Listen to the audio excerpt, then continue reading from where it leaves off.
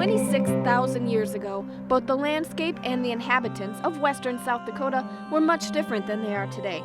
The Great Columbian Mammoth called this area home for centuries before disappearing into history. But in 1974, the mammoth reappeared in the hills of Hot Springs in a chance encounter with a bulldozer that would lead paleontologists on a journey into the world of the mammoth like they had never experienced before. What had happened was that a contractor named Phil Anderson here in Hot Springs was taking down the top of a hill for a development that he was planning. About maybe a week into his excavations, the bulldozer operator, George Hanson, looked behind him and saw all these big bones where his bulldozer had just passed. So he got Phil, and Phil said, maybe this is important. No one could have imagined what lay underneath those first scrapings of bulldozed sediment. Dr. Egenbrod was in the area for a bison kill site, but made his way to Hot Springs to investigate. When I arrived in the area, there was this note saying, "We think we have mammoths in Hot Springs, would you come look?" So I drove up here, and I could count between 4 and 6 individuals based on the bones. I could see where the bulldozer had been. So I told Mr. Anderson I didn't have a crew, I didn't have money, but what I would do was send the people who had been on a mammoth kill site with me in Arizona up here to stabilize, salvage, or backfill. So we did that for 10 days. That last day we found a huge skull, almost in life position, with tusks still in place and a mandible only slightly down dropped. That got Earthwatch and National Geographic to fund us. It didn't take long before the magnitude of what they discovered in Hot Springs became evident. In 1976, we had a full season, full month. We found multiple mammoths, 20 plus mammoths that one season. I even estimated we might have as many as 100 mammoths in this site, knowing that it was much bigger than what we'd seen already. I think they thought I'd been smelling too much preservative, but now we're up to 58 mammoths, so they're beginning to listen to me. It is a prehistoric story of tragedy for the 58 animals discovered so far.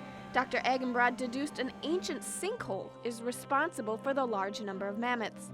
With no other site like this on the planet, it became clear the crew needed more resources to continue their work.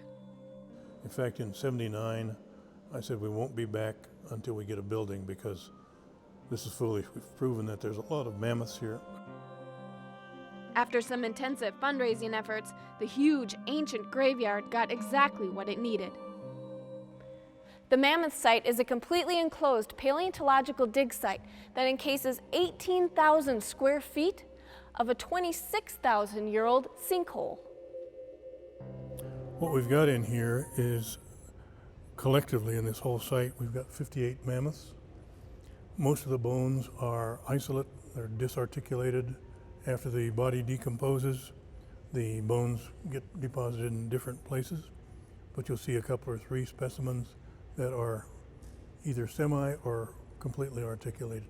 One of the mammoths who's been able to keep it together all these years is visitor favorite Napoleon Bonaparte.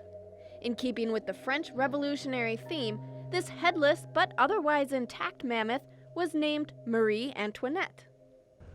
The trouble is, when I measured the humerus, it was too large to be a female, so now this is Marie Antoinette. Whenever possible, the bones discovered at the site are left exactly where they're found, letting the animal tell its own story. Leaving the animals in place, to me, was very appealing. Number one, they never look the same if you see them on shelves in a storeroom in a museum. And you can't afford to mount them all, but if you leave them in place, you're getting a little bit of a feeling for what it must have been like for these animals. There's 1 or 2 in here that you can actually almost feel what they were going through as they were trying to escape. And I've had ladies leave the tour when they see one of them, and I ask them if somebody said or did something to offend them.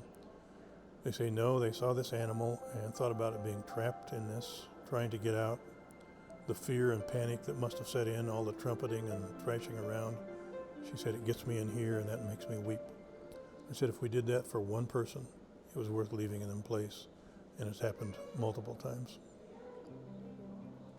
The bones tell scientists more than just where the animal died, but they've also learned something about the social habits of these creatures as well.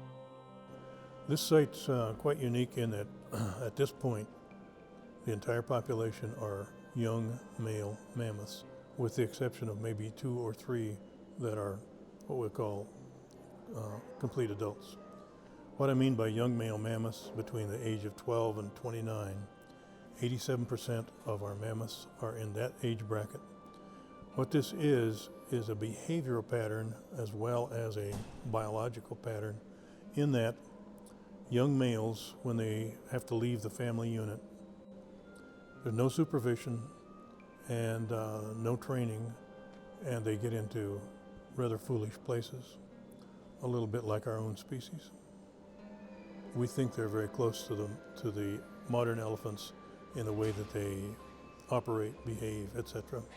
The females are in a family unit dominated by a matriarch who's the wisest female that basically takes care of all the others. And the family group is all the females, her daughters, her sisters, her nieces, and their offspring, all the offspring until the young males reach pubescence, and they're expelled. And they work as a unit to keep babies, infants, from getting in stupid places. And I think that is the secret why we have no young and no females in here. Paleontologists have also discovered there seems to be about a 10-year gap between each animal claimed by the sinkhole. The adage, "an elephant never forgets," may be appropriate.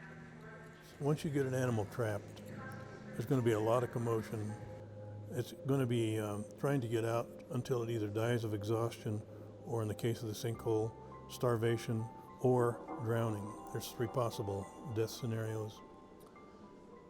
The animals that aren't in the trap are going to observe this, and they're going to think, not for me.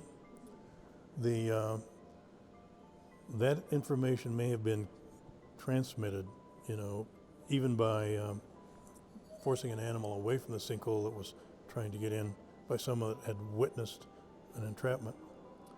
But after a decade or so, somebody's going to come in new, or they will have migrated on. Oftentimes, the remains of the mammoths will be stacked one on top of another, and Dr. Agenbrod and his crew have to decide which to leave and which to excavate. We're going to remove a tusk because there's another tusk beneath that, and there'll be more bones under that, and so on. And one of my problems is I'm coming down and leaving bones in place, I have less and less floor space. So we have to start moving this big bank to the left of me here, and even in doing so, we have bones that we'll encounter as we come down through that. Once fossils are removed from the site, they're taken to the on-site laboratory where scientists like Olga Potapova work on restoring the tusks and bones. I do several types of preparation on them. Unfortunately, a lot of bones come in a very poor condition. When you see bones on the bone bed, you see very nice fossils, very nice tusks, a lot of them, skulls, mandibles. But this is how they look outside. What is going on inside is quite poor condition of the bones. They are very rotten. First, the fossils are cleaned, then Olga takes the specimens to a special workspace. When the bone is prepared and when it's cleaned completely off the hard and soft sediment, we apply consolidants, which keeps them that keeps the bone together very well, and also protect it from dust and protect from handling.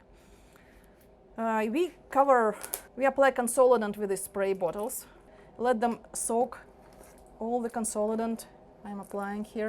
And the bone is very porous, it's ready to taking all the consolidant I'm putting on. And this is done. Of course, the mammoths weren't the only creatures to get stuck at the sinkhole. The short-faced bear is an opportunistic hunter who tried to feed on the unfortunate creatures, and with these paws, he could get quite a chunk. Unfortunately for him, he got stuck too. We found the first short-faced bear in South Dakota in this site. The short-faced bear is working like a super hyena, a big scavenging bear. The attributes of the body kind of give us that conclusion. A grizzly looks like a wimp compared to, and even an Alaskan Kodiak is very small. This bear on its hind legs could have looked in your second-story window. So we're talking about a big bear. The accepted theory is the short-faced bear died out after all of its food sources became extinct. So what did happen to the mammoth?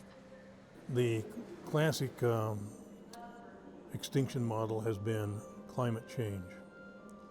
Okay, then it was followed by one called human hunting.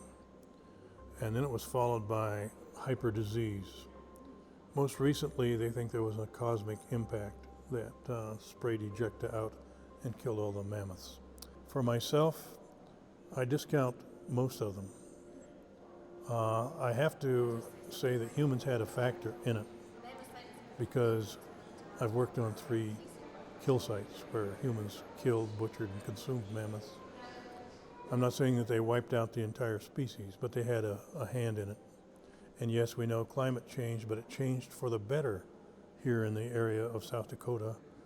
It was getting better for mammoths. Why should they turn up their toes and die? Recent breakthroughs in the field of genetics have raised new questions about the mammoth. Namely, if we could, should we bring the Ice Age giant back?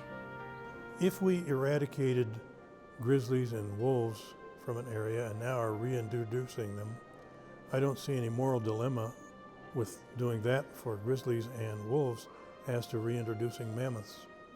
I can show you mammoths were here prior to humans. They were here with humans. They were preyed on by humans and in part exterminated by humans. I think it could happen in the next 10 years. We're getting better DNA now than we've ever had. So I think it's an exciting area to explore. I think that literally within the next decade, we could see progress. Until the day when the Mammoth Site can boast having its own living and breathing mammoth, the best way to get to know this creature is still through the ancient sinkhole. It's almost like these are old friends. There's still more animals to be discovered.